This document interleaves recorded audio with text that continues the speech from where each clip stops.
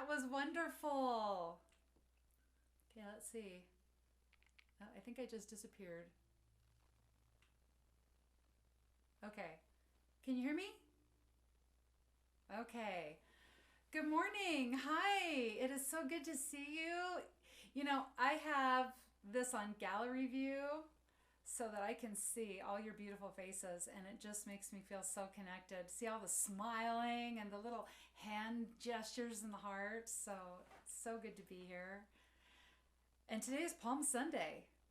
You know, a month ago, I thought we would be done with all these pandemic shenanigans by now. I had actually at the beginning of March, I bought a bunch of little plastic Easter eggs for our Easter Sunday egg hunt for the Unity kids. We'll still do the Easter egg hunt. It'll just be in some other season probably, and that's fine. But I started thinking about where we are right now in the unfolding of all of these events. And I thought about how this is also Palm Sunday. And it seems to be a synchronicity, a big synchronicity, that where we are right now in this new world unfolding in our lives, we are also in Palm Sunday. Today's Palm Sunday. Because, well, traditionally, you know the story of Palm Sunday. It's Jesus deciding that was the day he was stepping into his truth. He returned to Jerusalem. He claimed his spiritual authority, which was his title of Christ. He knew the prophecies, and he knew he fit the bill for those prophecies. So he returned to Jerusalem, claimed the Christ title, which means God made manifest through man. And Jesus understood that. He understood that we were all the manifestation, the physical manifestation of spirit in this world. So he committed to living his truth, and then he committed to living as the great example for everybody. He returned to Jerusalem to show that spiritual power is not about a physical force. It's not about brute force. It's not about trying to manipulate or change the circumstances outside of us, to make people change and do what we want them to do because we think it's right and it makes us feel better and it makes us feel safe. It's not about controlling behavior. Spiritual empowerment, the act of a fully empowered soul, is about the unfolding of grace through us, for us, and as us. And grace is that quality of spirit that's any quality that we need right here and right now. Any and every quality of spirit is available to us right here and right now. A fully empowered soul is allowing grace to flow through them, expand through them, but also noticing where grace reveals itself in our environment. When we find ourselves in the right place at the right time, or we overhear a conversation, or we hear a song that inspires us to do that next best thing that we can do, to receive a gift from somebody that inspires us to go in a different direction that we had originally been planning. Okay, that is the gift of grace. That is what allows us to call forth what we truly are. So on the day that Jesus returned to Jerusalem, Pontius Pilate also was coming into Jerusalem on the other side of town. He was riding into town with his troops in a show of brute force. Now, if you think about the city of Jerusalem, it represents the heart and the realization of spiritual power. And so here Jesus was riding into Jerusalem to share spiritual truth and spiritual authority, where Pontius Pilate was riding into Jerusalem because Jerusalem was at that time oppressed by Rome. So he was riding in with the brute force to bring more oppression. Now, if you think about, so if Jerusalem is the spiritual awakening, right, that potential of spiritual awakening, Rome represents chaos and conflict. Rome represents this little guy, see this? Sitting on your shoulder, right there. Our little adversary, our little devil, this guy, whatever you want to call it. It's been called personal will, the ego, saboteur, the victim, the controller.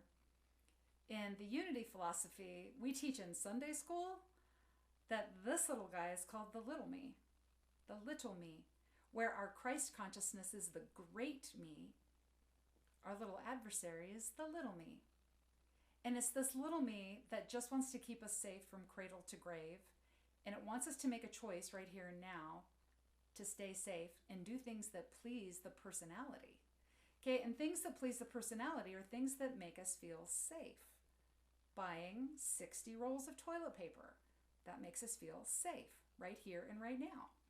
Okay, saying the little me likes to blame, so that we can sit back and say, well, if the government would have done this, if the other countries would have done this, if people would just do this, then I could be happy, then I could feel safe.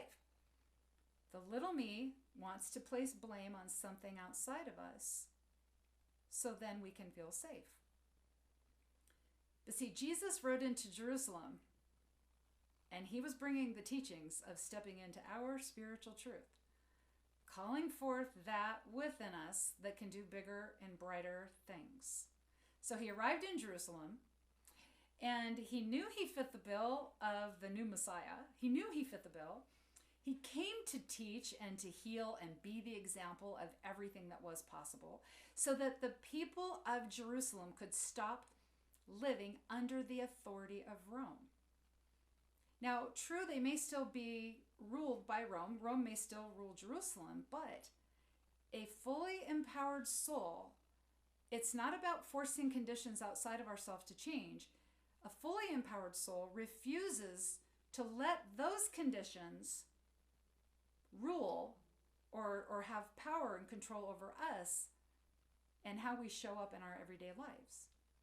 Okay, so a fully empowered soul does not let conditions control how they show up.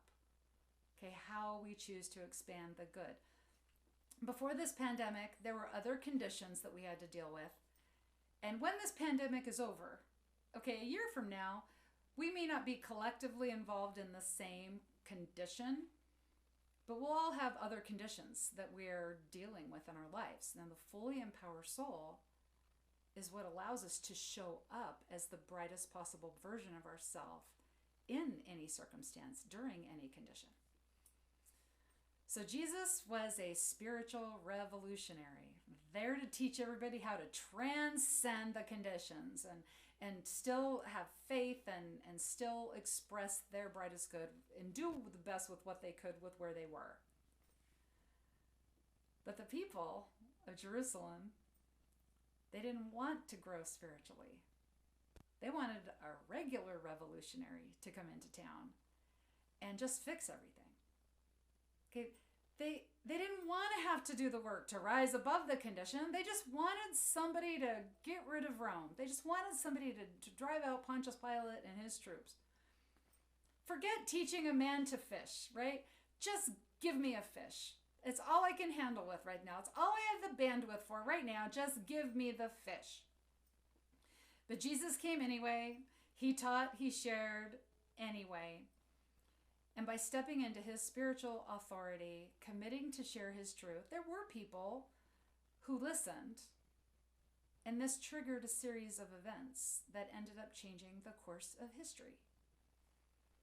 So the synchronicity is that we are where we are right now, right here, in this unfolding new world.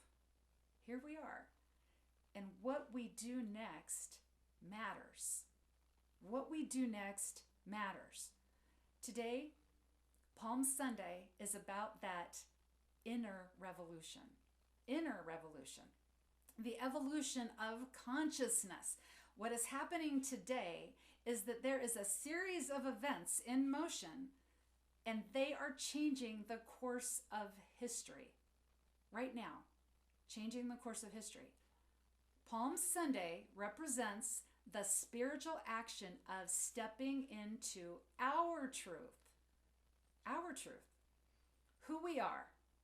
That we are rooted in the divine. That there is always, every moment, that within us, it knows what to do, how to do it, and it compels us to act on what it knows. It guides us to change the things we can change or rise above the things that we cannot change right now.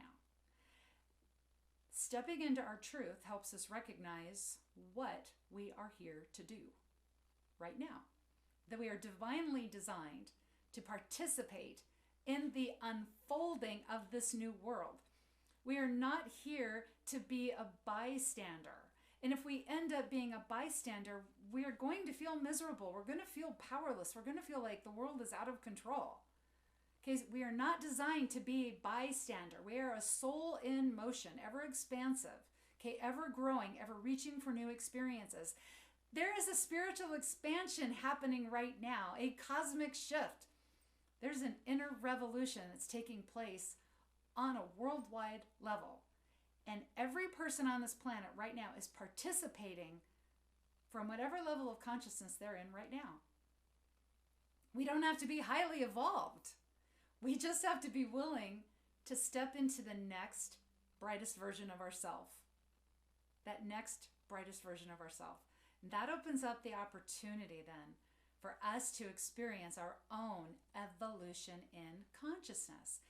And our consciousness is just about the way we show up in our life. It's about the way we live day to day. It's about the way we show up in our work, how we show up in our relationships, okay, how we show up in the good that we are creating. So there's this one thing that has changed. And it's something that we have been saying for probably the last 60 years. And that is, the time is now. The time is now. We've been saying that for 60 years, but you know what? When we get spiritually excited about something or we're getting into personal growth, sometimes we think about the time is now and we move into this mode of navel gazing. We're going to contemplate what we could do. What are my gifts that I have? What are my spiritual gifts? How will I express them? Maybe I need some more schooling. Maybe I need some more training or another workshop. Okay, I need to buy one more book. Okay, I need to order a bunch of supplies first. I need to be able to move into this other neighborhood. We have all these things. We know the time is now. We've known that since the 60s at least. But it's no longer time for us to be doing that. I mean, we can't just keep contemplating how the time is now. I recently watched the movie The Prince of Egypt. And what I noticed this time, more than when I read the book of Exodus, more than when I saw the Ten Commandments with Charlton Heston, was how Moses had this, he was overly humble, like over the top humble, like it was a little too much. It went into this unworthiness. Because when he was given his sacred assignment, even though he saw a burning bush and Moses had a powerful vision, and yet he still said, I think you've got the wrong person. I think you've got the wrong person. Okay? When given a sacred assignment, this is receiving a vision. This is receiving an inspiration. This is getting a good idea. And we love it while it's in our imagination, because in our imagination, we don't have to do anything with it except enjoy it. But we have it in our imagination for a while, and eventually we have to analyze it because we start asking the questions. Well, how am I supposed to do this? How do I express this? What's the next thing I have to do? Well, then that usually leads to, that could take a lot of work. I'm going to have to put a lot of effort into creating this new version of myself. Well, I might have to overhaul my life. I might have to really pay attention to all my thoughts and the kind of actions I'm taking. I don't think my family will like it. My partner may be like, okay, well, you're not going to quit your day job, right? You're still going to, bring in, okay. Maybe my friends. What if my friends say, are you sure? I don't know. I just really don't see you as doing that. I don't know. I think you need to take one more class, one more workshop. We receive these visions, our sacred assignments, and then we talk ourselves out of it. Okay? The time is now. I'm going to contemplate my vision for a little while. But then when we start contemplating that vision, usually we can talk ourselves out of it.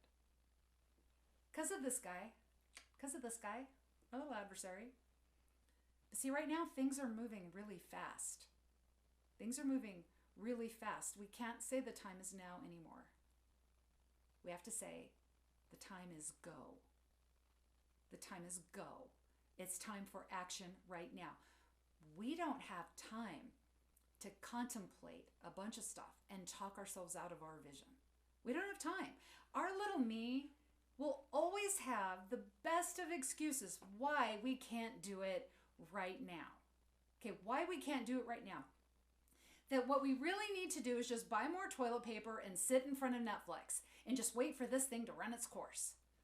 Okay, that's what the little me is telling us right now. And it's always going to make sense, and it's always going to have a really good reason why we shouldn't act on that divine inspiration. Okay, what we do next matters. When Jesus rode into Jerusalem some 2,000 years ago, he triggered a shift in consciousness. And it has been a relatively slow unfoldment. You know, historically, we can look at the 60s and see there was kind of a bump, right? Kind of a jump. And like I noticed when in the 90s, there was a jump. And in the early 2000s, like around 2005, there was another little jump. But it's all been like, compared to right now, compared to what we're going through right now, it's been relatively slow. Now, Jesus, he says some things in the Gospel of Thomas about stepping into our truth. Okay, the Gospel of Thomas is a lost gospel, right? He says, there is a light within a man of light, and he lights up all of the world. If he is not a light, there is darkness. To be a light means we have to put forth effort. Okay, we are taking new actions. There's activity in our life. Think about light. You think about light, it's always in motion. Light's always in motion. It's in forward motion and it is expanding. Light is always moving forward and expanding. That's what we do in these physical bodies as a soul and a body. We are light when we are taking new action and moving forward. That's what it means to be the light. Okay, to be the master of our thoughts. That is a big one. To have mastery over these thoughts. And that's a real challenge right now. See, our brain is wired for negativity. Our brain is wired to go find all the scary stuff. Our brain is wired to go down that rabbit hole of finding more statistics and more urban legends and more scary things. That's what we're wired for. But the brain is also wired to be rewired. Like, do yourself a favor and go back and listen to Taylor's meditation on this video today. Go back and listen to that. We are wired to be rewired. Now, it takes effort. It takes a lot of effort. Like right now, I know for me, it's like a lot of work to keep refocusing on the good. Okay, but we can do it. So for us to be a light, we're acting on our inspirations and we're taking the action so that inspiration is made manifest in our life. Now, Jesus also said this in the Gospel of Thomas. When you give rise to that is within you, what you have will save you. If you do not give rise to it, what you do not have will destroy you. So what is that's within you? What is that? It's you. It's you. When you call forth the next brightest version of yourself, when you call forth you as a fully empowered soul, it's you, the version of you that participates in the unfolding of this new world, the version of you that receives the divine inspiration and then calls forth courage, because it might be a scary thing to do, but you call forth the courage to act on those bright ideas and do the next best thing. It's you, okay? Having a vision and getting really excited about it and then taking the action. That is what will save you. That's what saves all of us, expressing the next brightest version of ourselves. Okay, so when I say a vision, when I say a new a divine inspiration or a bright idea. I'm not talking gigantic cosmic visions, being the next Jesus, or being the next Marianne Williamson, or Peace Pilgrim, being the next Greg Braden, okay, being the next Joe Dispenza, okay, being the next marketing, entrepreneurial, spiritual guru, you fill in the blank. Being the person who invents this life-changing thing, the next vaccine, or the cure, okay? Each of us receive a series of ideas and inspirations, and when we act on them, they expand the good in our lives. Okay, so right now, this is what I'm seeing in my circle of friends, like through Unity and through 0 Point Athletics and on Facebook. Somebody decided to make masks, homemade masks, and she just got inspired, thought it would be a good idea, didn't know how to sew, went on YouTube and found somebody, because there's somebody on YouTube teaching everything. She's making masks. Some of us don't know how to sew. Okay, some of us are wrapping paper towels around our head right now. Okay, somebody is telling stories on Zoom to a group of kids, right? So kids can see each other on Zoom, and they can hear a story from somebody they care about. There are people who are expanding their gardens and giving seeds away.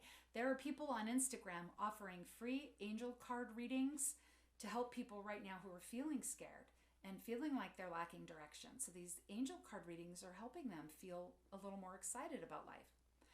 There are people who are offering really simple marketing classes that they already have an online business, and what they seem to do works pretty well for them. So they're just sharing things that work for them, with other people who are like, online work, how do I do that? There are musicians giving online concerts. There are people making homemade hand sanitizer that meets CDC requirements. Okay? There are people that are teaching others of us, like me, how to use tech, how to utilize this Zoom space. Okay? There are people that are sharing, that are inspired with a simple gift that they can share right here and right now. They can already do something right here and now. Okay? When we utilize, an inspiration is going to come in, and you'll be able to utilize what you have right here and now. An inspiration, you're not going to get an inspiration that says, okay, if you want to serve the world, you have to take 8 years of college first. Then you can start serving the world. And inspiration is about action right here and right now. So when you bring forth your highest self, you are creating an abundance of good in your life. But if you don't bring forth the next brightest version of yourself, if you're not bringing forth those ideas, that's what creates suffering, right? If we move into analyzing it and we start overanalyzing it, even if we had a brilliant idea, we overanalyze it, we have a great excuse then to not do it because of this guy. We don't do it and we feel miserable, we feel sad. I personally know what it feels like to receive a great idea and not act on it. And then later see somebody else take that idea and run with it. That regret felt worse than the potential for failure would have felt. I failed at a lot of things too, but no failure feels as bad as never trying. All right? That's why if we don't bring that forth, what we're not bringing forth will destroy us, because we will feel miserable. A few years ago, I heard this saying, the big vision is hunting you. I tend to see these ideas, these inspirations, as little energetic entities, all into their own. And what they're doing is they're traveling around looking for a channel. They're traveling around looking for a person. They're attracted to the person who will recognize the idea and bring it into this physical world. These ideas, they're not looking for somebody who's special. Okay, they're not looking for somebody with a certain level of whatever. These ideas are looking for somebody who'll do the work right here and right now. Right here and right now. Now, Moses did eventually accept his sacred assignment, even though he didn't feel qualified. Moses didn't feel qualified. And there is another saying I heard from Mary Morrissey, God does not call the qualified. God qualifies the called. Qualifies the called. When you receive an inspiration, it brings with it the means for its manifestation. Like eventually, if you receive an inspiration, you'll receive the instruction a step at a time. And eventually you'll manifest it. But you just have to follow it a step at a time. But see, this is the thing about inspiration. It does not care if you feel worthy or not. It cares about you being a vehicle for it being able to move from the unseen and into the seen. You receive an inspiration. I don't care if you feel worthy or not. This is not the time to journal for 2 weeks about how, well, am I worthy? I don't know. Maybe I should analyze my childhood. It's not the time to do that. The inspiration, by then, it'll move on to somebody else. Because the time is go. The time is go. All this inspiration, all this idea needs from you is for you to say yes and for you to be willing to work with it, for you to follow instruction. Now, I know you're all on a Zoom call or you're watching on Facebook, which means I know you know how to follow instruction, right? Or you couldn't be on this thing right now because it's kind of complicated for some of us. Things are moving really fast right now.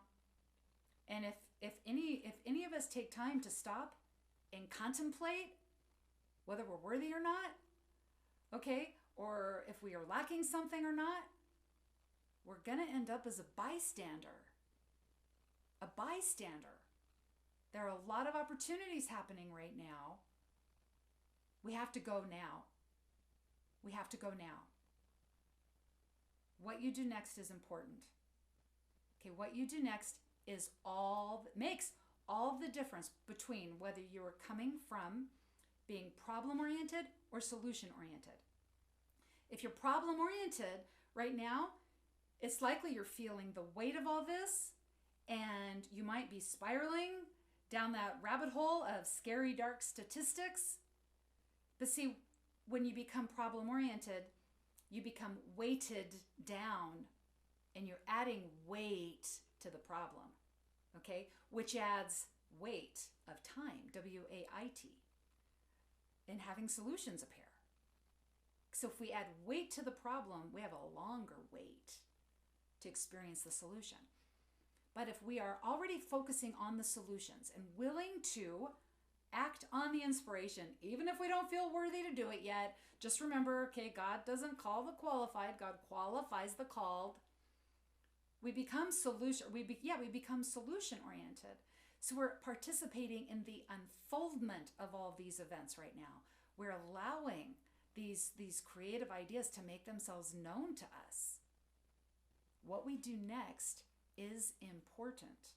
Okay, we are either participating in the revolution, the inner revolution of an evolution of consciousness that's happening on a global scale, or we're writing the prequel to the Hunger Games. Okay, that is what's happening right now. What we do next is important. The time is go. God does not call the qualified. God qualifies the called. That's how we are creating heaven on earth right now. Right now. And so it is. So until next time, remember, you are the activity of spirit in this body, in that body right now. You are the divine activity. You are the heart and the hands and the soul of spirit in this world. You are a soul designed for growth and for goodness. You are a soul designed to do all this stuff, to do all of this. In everything you do, you are blessed, and so it is. Amen. Amen.